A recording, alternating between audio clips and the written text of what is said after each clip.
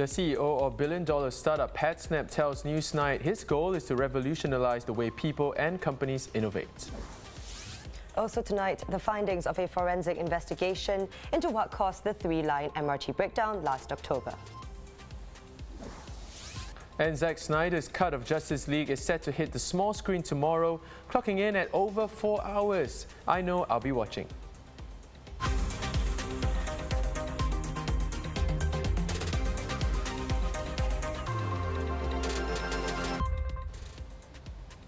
This is the Straits Times Newsnight. I'm Dylan Ng. Good evening, I'm Chao Suen.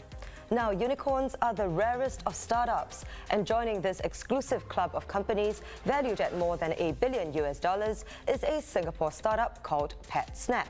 Short for Patterns in a Snap, PATSNAP provides data and analytics on intellectual property to more than 10,000 customers, including Dyson, Spotify, and Xiaomi. Today, the company announced it's raised $300 million in a new funding round, with backing from SoftBank and Tencent. So what's next for PATSNAP? Well, here's what CEO Jeffrey TIONG told us. Since I started PATSNAP almost by now 14 years ago, my dream or my goal is really like to revolutionize how people innovate. My goal will be one day, if every R&D researcher, engineers can use our tool, our platform to help them to innovate better. That will be my goal. And I will say, with or without this funding, have been pursuing this dream, this vision. Just that, of course, now that with this additional capital infusion, it may give us a bit more leeway to experiment with more innovation ourselves, to come up better product innovation to address our user and our customer better.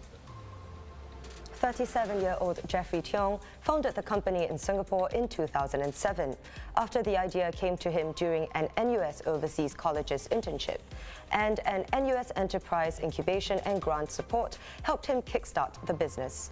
He told us the company faced many challenges along the way as it expanded around the world. Being your own boss sounds sexy, but actually it's tough. End of the day, there's a saying that all bucks stop at my door. So every decision that I make for the organization, it's very clear I have to bear responsibility for it. So it's quite stressful at times, and there are definitely many mistakes along the years. I would say most of the mistake, in fact, if not all mistake, usually related to people. At least for my own experience, do we hire the right people? Do we build the right team? Because as PATSNAP grew throughout the year, from literally from myself to a couple people to hundreds and now close to 1,000 people, and we are so global. The team that we manage is so diverse, different culture, such as in London, in US, in Canada, in China, in Singapore.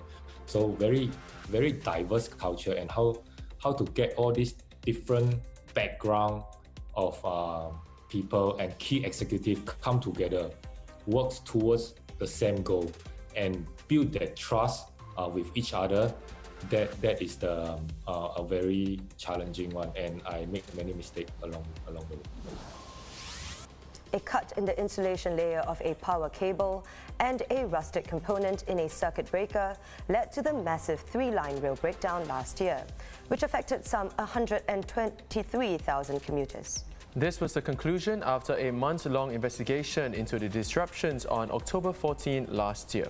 Transport Minister Ong Ye Kung said that a lot of work and money have gone into rectifying the defects identified, such as system supplier Alstom replacing all 113 trip coils along the Tuas West extension last year. It is also currently replacing all 150 kilometers of power cables along the 7.5 km extension with higher specification ones. That said, Mr. Ong conceded that the occasional disruption is inevitable, adding that when that happens, we will need to get to the bottom of the matter, identify the causes, rectify and learn from the experience. In other news, an ITE student caught on video bullying a fellow student will be expelled. The school said that it had concluded its investigation and will dismiss the main aggressor.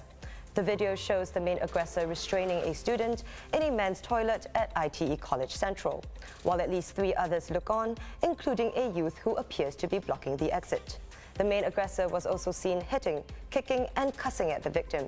It is unclear when the video was taken.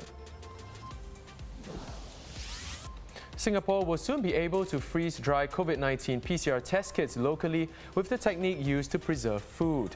Local biotech firm BioAcumen Global said this removes the need for refrigeration currently required for these test kits. Freeze-dried kits can be kept at room temperature without any degradation. The company is currently developing its freeze-dried version of PCR kits, which are expected to be ready in around 2 months. Now looking at the COVID-19 situation here, 9 new infections were reported today, all imported. All 9 were placed on stay-home notices when they arrived. And the latest on the deadly shooting in the US city of Atlanta, most of the victims were of Asian descent. 8 people were shot dead at 3 massage parlors on Tuesday evening. 6 were Asian and 2 were white, according to law enforcement officials. All but 1 were women. A 21-year-old suspect who is white has been identified as Robert Aaron Long. The motive for the killings was unclear, although the police initially characterized the shooting at one of the parlors in the city as a robbery in progress.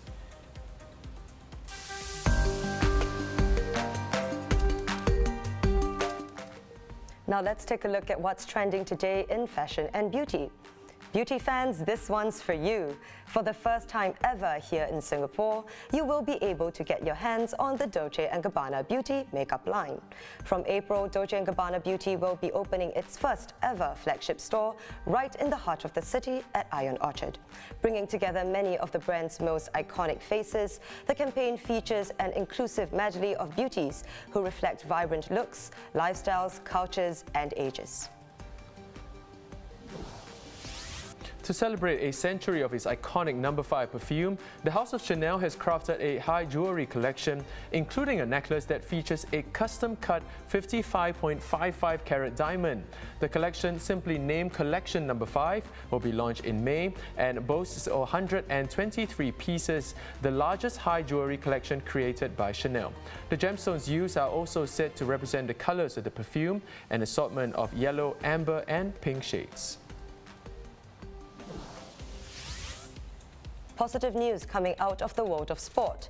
Golfer Tiger Woods has left hospital and is recovering at home after being seriously injured in a car crash last month.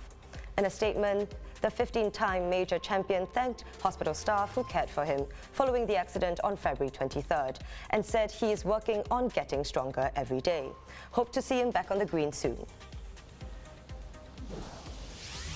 Becoming a businessman looks to be the next thing on LeBron James' agenda, with the basketball superstar making an investment to join Fenway Sports Group, owners of the Boston Red Sox.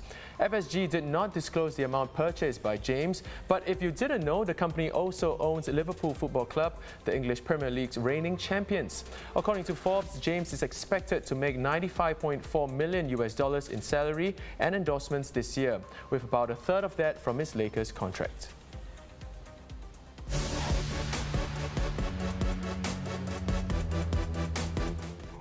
And calling all DC fans, if you were left disappointed after the release of Justice League 4 years ago, you'll probably want to give this one a go. Zack Snyder's Justice League premieres tomorrow on HBO Go here in Singapore. It's 4 hours long and guaranteed to keep you on the edge of your seat. Now, a bit of a backstory if you're confused. Some fans were rather enraged after the 2017 version, which they felt was lackluster, and had demanded that DC release Snyder's original cut after the director had to abandon production due to a family tragedy. And this is it. Gear up as heroes like Superman, Batman and Wonder Woman return to your screen. And seems like people are loving it. Early reviews have said that this is a major improvement over the Joss Whedon version. Excited? Let us know your thoughts below. And that wraps up the Straits Times Newsnight. Do visit straitstimes.com to see more news and videos. You can also subscribe to our YouTube channel by hitting the button below. Have a great evening. We'll see you tomorrow.